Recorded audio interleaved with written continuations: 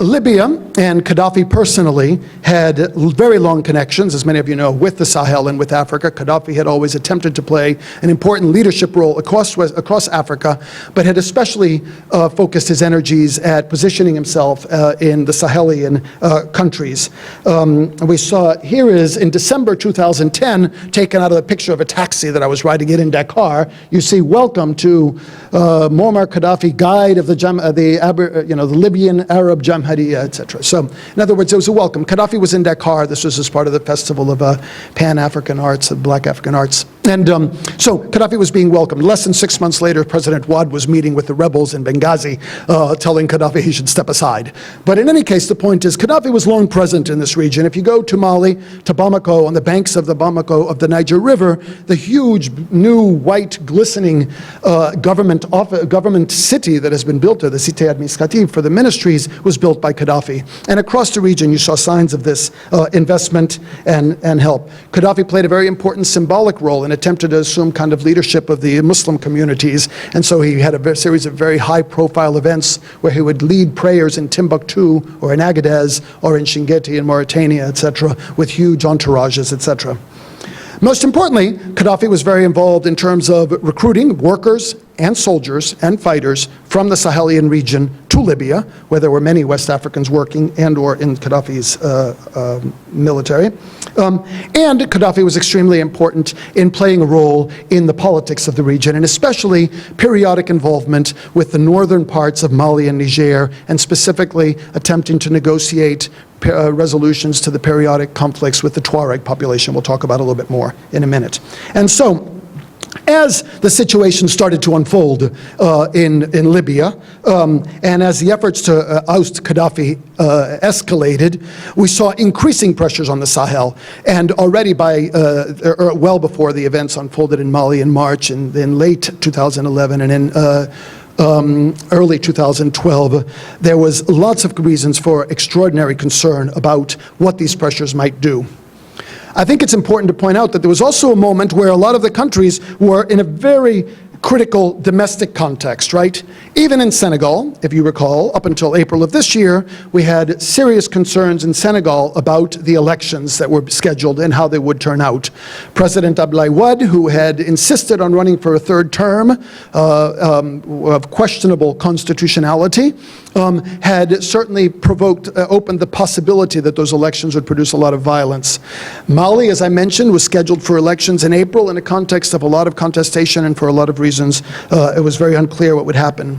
Niger, in April of 2011, had just inaugurated a new government that grew out of a year-long transition following a coup that overthrew a president who also attempted to extend his stay in office, etc. If we look at Mauritania, there are equally complicated issues with the president trying to legitimate himself, having come to power in a coup in 2009. Burkina Faso, a lot of questions about a president who's been there for a very long time and whether he can or should stay on. Even in Chad, the situation following the attempt to overthrow the president in 2008. In other words, the domestic context was already very volatile in all of these countries.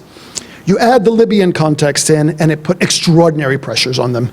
We had, first of all, refugee flows. In Niger and in Mali, in those early days of the Libyan uprising, people started moving. Many workers from Mali and Niger working in Libya were fleeing the insecurity, but in addition, they were apparently, many credible reports, targeted in part by the rebels in Libya, in part because there were assumptions that black Africans from the Sahel were supporters of Qaddafi, and so you had many of them fleeing. That included, of course, a lot of rupture of economic ties, and in particular, many of those workers were sending remittances. In Niger and parts of Niger I happen to be familiar with, there were huge numbers of families that depended on the remittances sent by young men who were working in Libya. And so those, all of a sudden, those remittances were disrupted, but in addition, the young men came home, and the young men were now eating, one more mouth to feed, sending no money, and as you can imagine, not happy. Angry. And so the political volatility of the situation, I think, is, you can imagine, you know, how obvious that is. The governments themselves in this difficult political context of each country. We're in a difficult situation, torn between the binds of Western pressure to align themselves with NATO efforts to oust Qaddafi, and in many cases, not insignificant domestic political support for Qaddafi. Qaddafi was a controversial figure in the region. Not everybody supported him, but he did have support. And so governments really found themselves torn domestically in terms of their political situation. And then, especially in particular, let me go back to a map, of Mali and Niger and the northern parts of the country is where the greatest fears lay. We had the first question was one the Tuareg situation.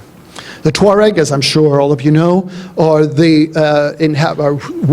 one group of the inhabitants, the dominant group of the inhabitants of the northern parts of Mali and Niger and parts of neighboring Algeria, Mauritania, Chad, etc., Berber people of that area, and who had historically a very uneasy relationship with central governments and a series of periodic rebellions over the years, solved or not solved according to, in various kinds of ways. As I said, Qaddafi had been very involved in this.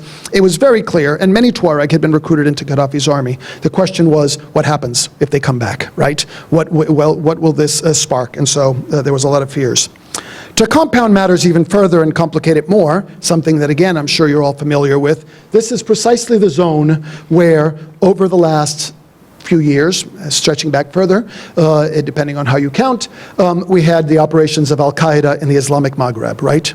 A small group of people with a fairly high disruptive potential, but a limited one at that. And in fact, up until this year, constantly when I was invited here to Washington in particular to talk about Islam in the Sahel, it was always to talk about Al-Qaeda. And my message was always, it's not a good group of people, but US government estimates, and I'm sure many people here have better sources than I do, estimate a few hundred people stretched out over a vast desert area capable of kidnapping Western tourists or adventurers who are sort of trying to cross the Sahara, but not capable of overthrowing any government, it seemed, or of mobilizing any popular mass movements. And so it seemed like a fairly small and marginalized group.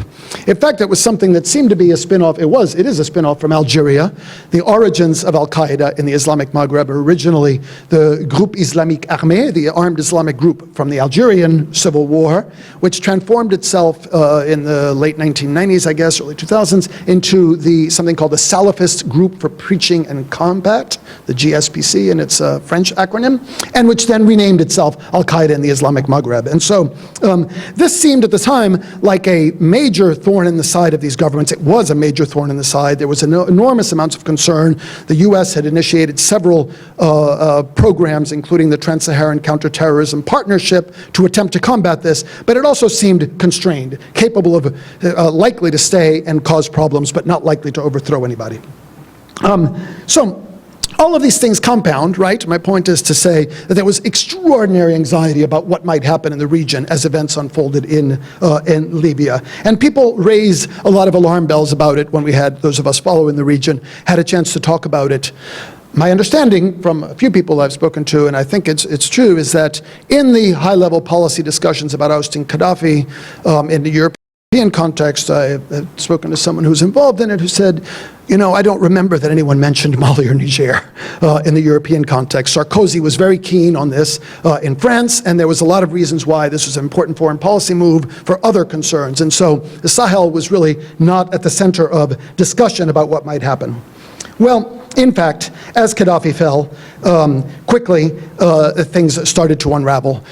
People were already moving, and as with Qaddafi's fall, the movement of military people and of arms south into Niger and into Mali accelerated very quickly. And in fact, Mali turned out to be the weak link in this whole system. I have to confess, and I think most of my colleagues also thought the same, I worried more about Niger. We thought Niger would be. Niger, among other things, directly borders on Libya. The movement was this way. There were huge numbers of people coming in. But in fact, Mali turned out to be the weak link.